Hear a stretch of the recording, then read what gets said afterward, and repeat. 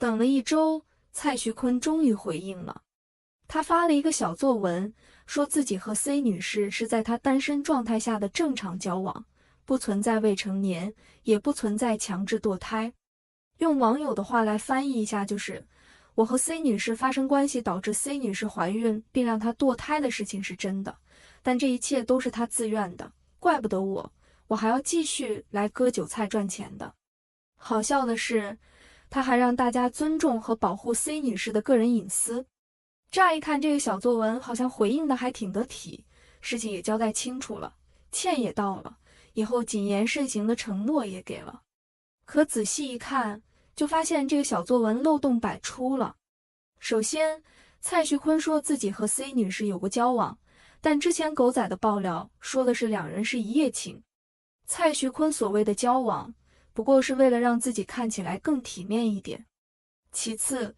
否认强制堕胎和 C 女士为未成年这2点就更好笑了。从始至终也没有人说过 C 女士是被强制堕胎吧。根据之前的爆料， C 女士发现怀孕之后就联系了蔡徐坤，被要求打掉之后就去了医院，吃瓜群众都在夸 C 女士够配合呢，哪里有人说过她被强制堕胎了。至于未成年，网上流传的未成年根本就和 C 女士无关好吧。吃瓜群众都知道 C 女士比蔡徐坤大好几岁，而那个未成年另有其人。蔡徐坤把未成年的流言硬安在 C 女士头上，真的不是在刻意转移视线，好给自己洗白吗？最后，现在想起来尊重 C 女士的隐私了，一直嚷嚷着想知道 C 女士真实身份，想要网暴 C 女士的，不就是蔡徐坤粉丝吗？吃瓜群众可没兴趣知道女方到底是现实中的哪一位，所以这篇回应一出，蔡徐坤立刻就被群嘲了。有人嘲讽他憋了1周，就出来这么个漏洞百出的回应，公关人员能力堪忧。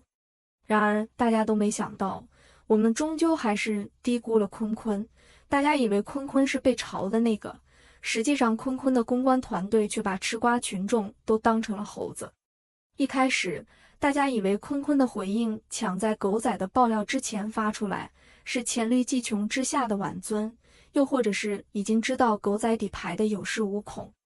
等到看到狗仔放出蔡徐坤在电梯里和女子的亲密照之后，大部分人都倾向于前者，毕竟这个照片对蔡徐坤的纯情形象破坏还挺大的。尤其是狗仔还说女方和蔡徐坤发生关系时未成年，这问题一下子就大条了。坤坤眼看着就要奔着芊芊去踩缝纫机了呀。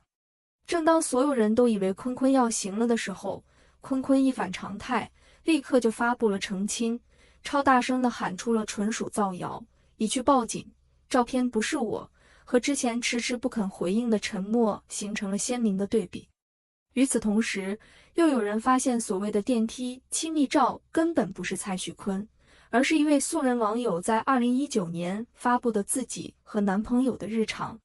按照以往的套路，此时大家发现错怪了蔡徐坤，于是蔡徐坤就可以洗白了，顺带连着之前的黑料也可以一并蒙混过去了。日后再有人提起时，粉丝还可以理直气壮地说早就辟谣了。可惜啊，坤坤千算万算却忘了一件事，那就是如今的网友可不是当年的傻白甜了，人均800个心眼子，还看不穿你这点小伎俩。用一个假的黑料去掩盖真黑料的做法，是明星惯用的伎俩。有时候为了给自己洗白，团队还会主动放出假黑料。而这次蔡徐坤的事情，很难不让人联想到他就是在用这种公关方式，毕竟他这个行为实在太可疑了。之前和 C 女士的事情，按他自己的说法就是他完全没错，结果他拖着1个星期不敢回应，在自己没错的情况下，还要说自己自责懊悔。如今被爆假料了，却能在10几分钟的时间里完成一系列很需要花时间的操作，怎么看都觉得这是事先演练好的。来看下时间线，12点43分，狗仔发出亲密照，很快就有人出来说亲密照不是蔡徐坤的，而是网友的。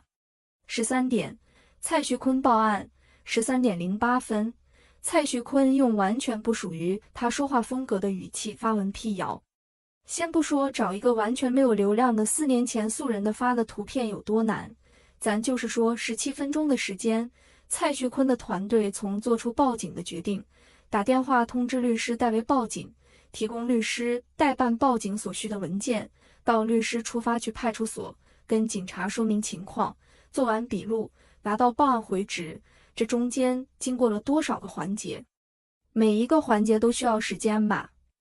短短17分钟，这是开了多少倍速啊，才能完成这一系列操作呀？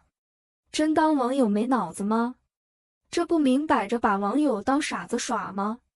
哦，不对，人家这个回应压根就不是给网友看的，反正网友又不会给他花钱，只要粉丝信了就行。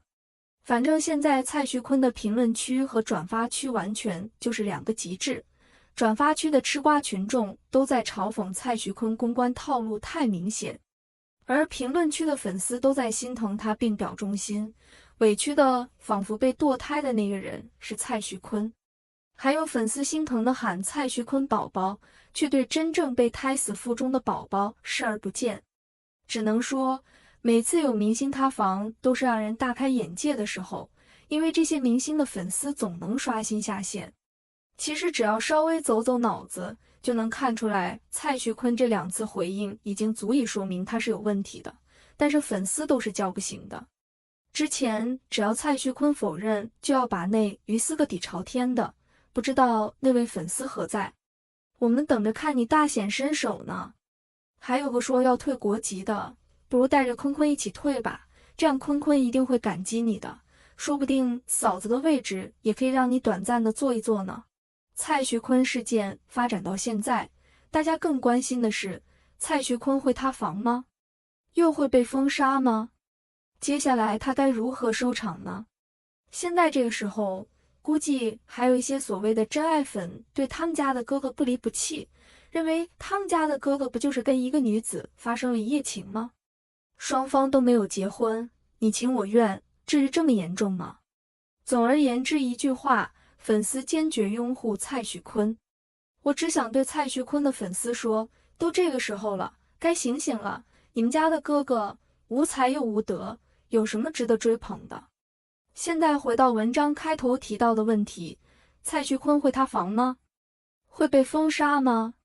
首先我们需要知道塌房和封杀的关系。塌房一般指人设崩塌，论程度肯定远不如封杀。被封杀的明星一般都是犯了比较严重的事，但塌房就不一定了。目前来看，蔡徐坤已经塌房了，刚认识 C 女士就跟他发生一夜情关系，还让他堕胎，如此没有道德的行为，塌房是肯定的。至于最新出现的 W 女士，她跟蔡徐坤是否有故事，我们就不多说了，即便有，曝光的可能性也不大，明显狗仔已经被收买。就一夜情这件事来说，蔡徐坤塌房无疑，但是塌房不代表一定被封杀。封杀分为2种，一种是硬封杀，一种是软封杀。硬封杀指官方发文通报对劣迹艺人进行从业抵制，这意味着被通报的劣迹艺人从此再也没有露面的机会。而软封杀指官方没有通报，但实际上通过一系列动作表达了对劣迹艺人抵制的态度。蔡徐坤目前面临的就是软封杀，好几个主流媒体已经删掉了他的视频，这就是最好的证明，表示对其进行抵制，只是官方没有通报而已。那么一个面临软封杀的明星，今后还能有什么作为呢？可参考王某红，他就是软封杀，而在软封杀的状态下，王某红的歌我们还能听，他的演唱会视频也能看。但是王某红不可能在中国开演唱会、上综艺、上电视台、拍电视剧、电影，他只能在国外活动。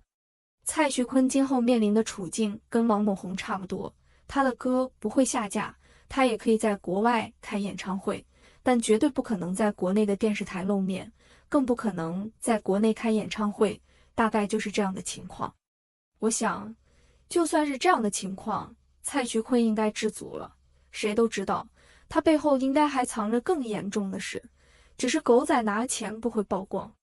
而蔡徐坤今后在娱乐圈掀不起水花了。